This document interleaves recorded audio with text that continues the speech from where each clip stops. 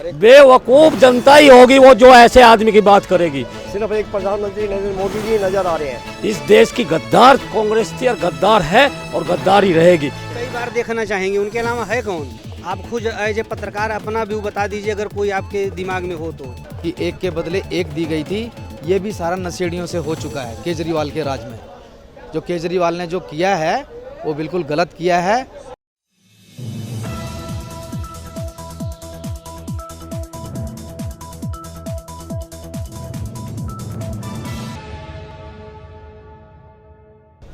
नमस्कार, आप देख रहे हैं एनबीसी भारत का खास प्रोग्राम कौन बनेगा प्रधानमंत्री। इस प्रोग्राम के जरिए हम आपको यहाँ पर सीपी में मौजूद है, यहाँ पर हम लोगों की राय जानेंगे और समझेंगे कि देश में इस वक्त कौन जो है प्रधानमंत्री की अगर दावेदारी, प्रधानमंत्री पद की दावेदारी की बात की जाए तो कौन सबसे ज़्यादा बेहतर है, किसे बेहतर मान रहे हैं सर आप?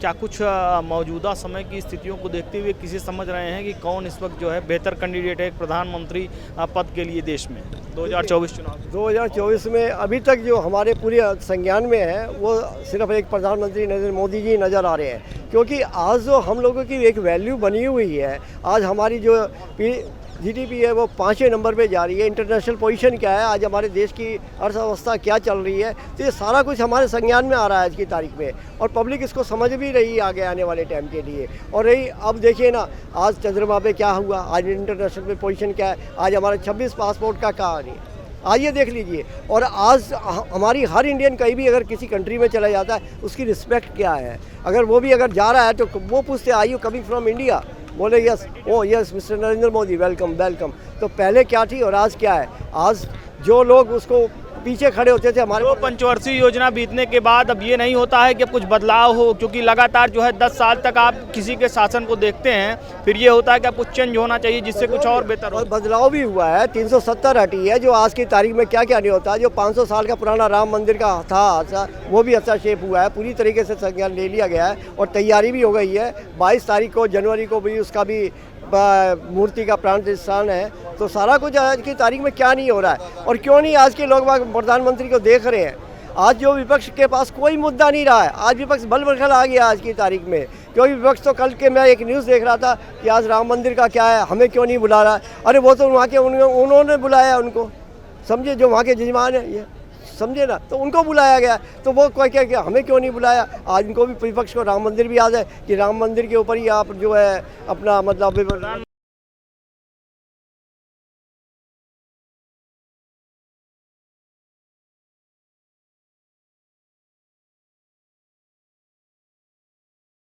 प्रधानमंत्री नरेंद्र मोदी के समर्थन में आप बातें कर रहे हैं। विपक्ष में अगर देखा जाए तो कौन सा वो चेहरा है जिसे आप पसंद करते हैं मोटे तौर पर? कोई अभी नज़र नहीं आ रहा, क्योंकि सब जो है परिवारवाद वाले हैं सारे के सारे। आप किसी को देखिए। अच्छा, फिर कांग्रेस के अगेंस्ट में कौन थे? लालू किसके अगेंस्ट में खड़ा हुआ था? कांग्रेस के अगेंस्ट में था। ममता किसके अगेंस्ट में खड़ी हुई थी पहले, कभी जब तैयारी करी थी? कांग्रेस के अगेंस्ट में। ये सारे के सारे कांग्रेस के अगेंस्ट में ही हैं, सारे के सारे जितने भी हैं। आज इन्होंने गठबंधन बनाया तो ये मैं तो कहूँ गठबंधन ही है, ये घमंडिया पूरे के हो गए हैं इस टाइम पे। और जो इंडिया का डॉट रखा है, 2-3 तो निकल गए, 1-2 और अभी तैयारी हो। मोदी जी वाला भाषा पूरी आप बोल रहे हैं। किस तरह से आप देख रहे हैं 2024 चुनाव को? क्या कुछ आपको समझ में आ रहा है 2024 चुनाव में किस तरह की चीज़ें होने वाली हैं? लगातार 2 बार जो है प्रधानमंत्री नरेंद्र मोदी के नेतृत्व में देश जो है चला है। 2024 में क्या कुछ आसार आपको समझ में आ रहे हैं? देखिए 2024 में जो इंडिया गठबंधन जो बना है, इनकी पूर्ण बहुमत से सरकार आने वाली है। हाँ जी, हाँ जी, यही पूर्ण बहुमत से जीतेंगे। कारण क्या? कारण ये है, हमारे जो इंडिया के जो नेता हैं वो बड़े हरफनमौला खिलाड़ी हैं, सारे ही बहुत शानदार धुरंधर हैं।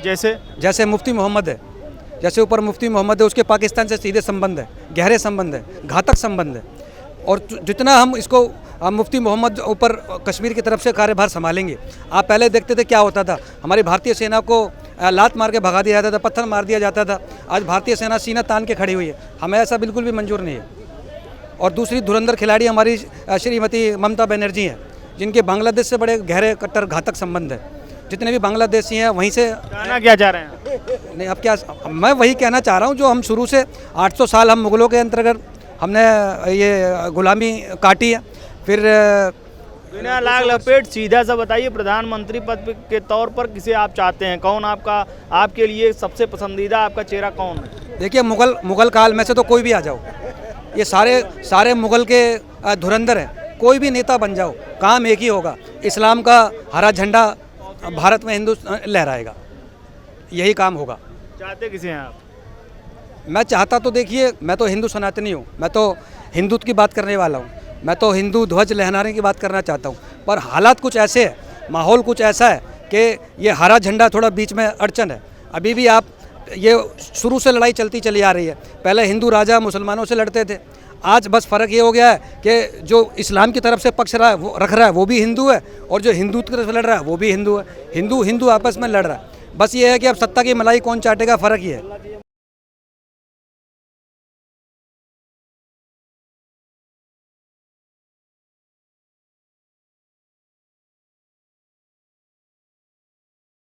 किसे बनाना चाह रहे हैं प्रधानमंत्री 2024? भैया विपक्ष में भी होना चाहिए, मौका मिलना चाहिए। उनके बाप दादाओं ने यहाँ बहुत अच्छे अच्छे काम करे। उनके प्रधानमंत्री जो पहले रहे, यहाँ खुल कर बॉम्ब ब्लास्ट करवाए, देश में जनता मरवाई, आतंकवाद करवाया पूरे देश में, पत्थरबाजी करवाई, घुसपैठ करवाई, जाली करेंसी करवाई, और 84 में 10,000 से अधिक मासूम सिखों को मरवा दिया, और इमरजेंसी जैसी चीज़ें लगवाई। क्यों नहीं बनेगा भाई विपक्ष? कौन कह रहा नहीं बनेगा? बनना चाहिए। बेवकूफ़ जनता ही होगी वो जो ऐसे आदमी की बात करेगी।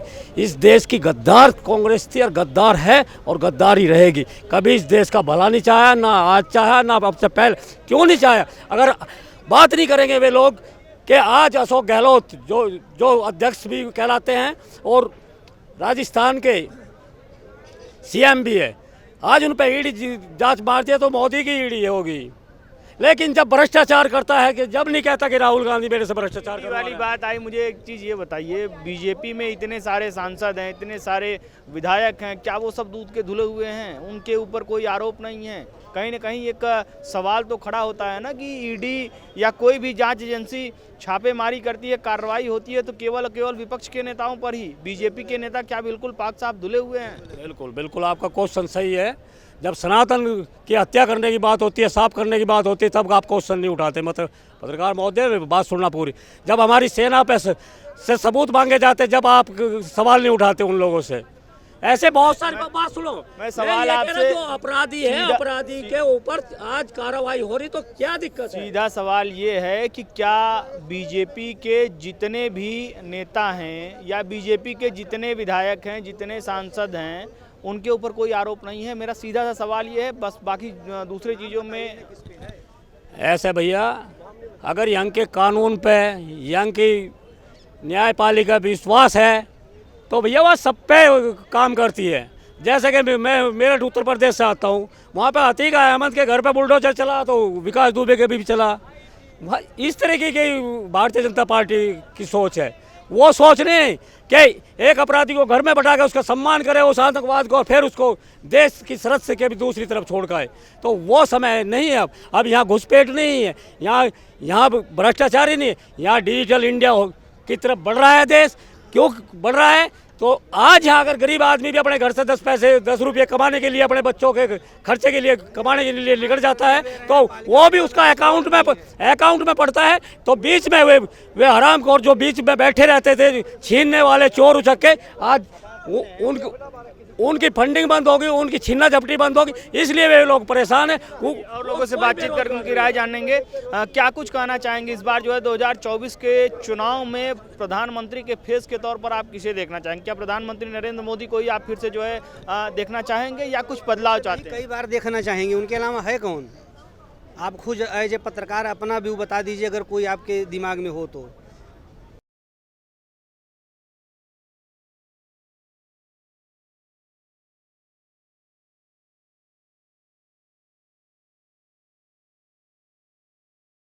जहाँ आप खड़े हो, यहाँ ये भी सुरक्षित नहीं था, यहाँ भी विस्फोट हुआ है दिल्ली में, पालिका बाज़ार में ही हुआ है। कभी मुझे सन तो नहीं मालूम है। जो हम लोग यहाँ इतने हिम्मत से बोल रहे हैं, ये मोदी की ही देन है और किसकी देन है? नहीं, अगर कोई बोले तो उसको उठा लिया जाता था। कार्यकाल इनकी समझ में नहीं आ रहा। इन्होंने 70 साल तक क्या किया था? ये जनता की सुरक्षा भी नहीं थी। एक आदमी केवल बेवकूफ़ बना करके पूरी दिल्ली की जनता को सरकार में आ तो गया, लेकिन उसकी स्थिति देखिए दिल्ली की क्या है। लगातार जो है दूसरी बार फिर से जो है प्रचंड बहुमत के साथ केजरीवाल दिल्ली में वापसी करते हैं। इसके अलावा एमसीडी में भी वही चीज़ें होती हैं। देखिए ऐसा है ना, वो फ्री की जो लोगों को आदत पड़ी है ना, वो कितने दिन चलेगा। क्या स्थिति है दिल्ली पंजाब की, जहाँ जहाँ इनकी सरकार है, कितना इनके घाटे में है नहीं पता है। रोज़ रोते हैं मोदी जी से कि हमें ये दे दो, हमें ये दे दो, हम चला नहीं पा रहे हैं। वो कहने की बात अलग है, पब्लिक में कहने की अलग बात है, अंदर की बात अलग है। कहाँ सफल हैं ये, कहीं नहीं सफल हैं। क्या दे रहे हैं दिल्ली को, कुछ नहीं। पंजाब की बोले थे हम लोग, सुनते थे यूपी में कि हमारी सरकार बन जाएगी तो यहाँ प्रदूषण नहीं होगा, पंजाब में बन जाएगी। अब क्या बोलते हैं, अरे वो तो जली। अभी मैंने जो इनके मिनिस्टर हैं आदरणीय प्रदूषण मंत्री जो गोपाल राय जी हैं, परसों मैंने इनका सुना कि अरे भाई वो तो जल रहा है, वो तो प्रदूषण तो होगा अभी दीपावली के समय, और अभी अक्टूबर नवंबर में और प्रदूषण बढ़ेगा। फिर कौन सी मशीन थी आपकी जो आप बोले थे कि हम ऐसा कर देंगे कि प्रदूषण ही साफ हो जाएगा। मेरे पास वो मशीनरी आ गई है। पब्लिक सुनती है तो उसमें आ जाती है, सोचे कि कोई ऐसी टेक्निक लाएंगे कि पराली जलेगी ही नहीं। जल रही है कि नहीं, हरियाणा में भी जल रही है, पंजाब में भी जल रही है। कहाँ चला गया ये केजरीवाल जी का पूरा ड्रामा। पंजाब के अंदर देख रहे हो आप, पंजाब जो है पूरा नशे में लीन हो चुका है। वहाँ के जो लोग हैं, उनके माँ बाप हैं जो बच्चों को कहाँ भेज रहे हैं, विदेश भेज रहे हैं, कनाडा विदेश में चले जाओ, नहीं तो ये जो है बिल्कुल बर्बाद हो जाएगा पंजाब। आम पार्टी है वहाँ, आप पार्टी ने जो वहाँ पे किया है, जैसे हमारे यहाँ दिल्ली के अंदर किया था कि एक के बदले एक दी गई थी, ये भी सारा नशेड़ियों से हो चुका है केजरीवाल के राज में। जो केजरीवाल ने जो किया है वो बिल्कुल गलत किया है। और अब आने वाला 2024 में हमारे नरेंद्र मोदी जी भारी बहुमतों से विजयी होंगे और हमारी फिर से जनता पार्टी, भारतीय जनता पार्टी बहुमत से सेंटर में भी आएगी। और जितने भी 5 राज्यों में जो चुनाव होने वाले हैं, मध्य प्रदेश, छत्तीसगढ़, राजस्थान, तेलंगाना और मिजोरम, इनके अंदर भी हमारी बहुमत से सरकार बनेगी। तो जैसा कि आपने देखा, हमने यहाँ पर 2024 चुनाव को लेकर अलग अलग लोगों से बातचीत करके उनकी राय जानने की कोशिश की। अधिकतर लोग प्रधानमंत्री नरेंद्र मोदी को ही फिर से जो है भारत के प्रधानमंत्री के तौर पर देखना चाहते हैं। इसके पीछे उन्होंने अलग अलग दलीलें दी। किसी ने राम मंदिर का मुद्दा उठाया, किसी ने बताया कि पहले की अपेक्षा अब में काफ़ी सुधार हुआ है, विकास की रफ्तार को तेज़ी मिली है। साथ ही साथ में किसी और का कहना है कि पहले बम विस्फोट होते थे यहीं पर जहां पर हम खड़े हुए हैं सीपी में, लेकिन अब उन चीज़ों पर नकेल कस दी गई है प्रधानमंत्री नरेंद्र मोदी के नेतृत्व में। अलग अलग लोगों की अलग अलग दलीलें हैं। वीडियो जर्नलिस्ट जतिन गुप्ता के साथ मयंक तिवारी, सीपी, दिल्ली।